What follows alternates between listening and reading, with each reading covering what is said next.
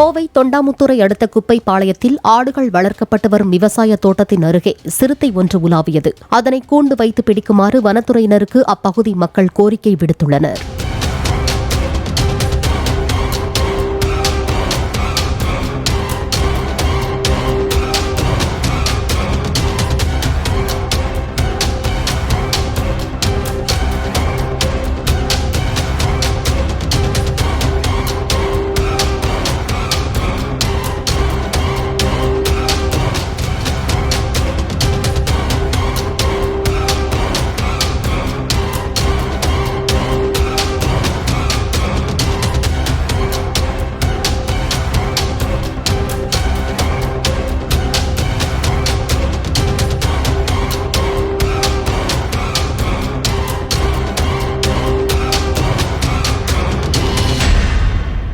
Play store மற்றும் app ஸ்டோரில் இருந்து பாலிமர் செயலியை QR கோடு மூலம் பதிவிறக்கம் செய்யுங்கள்.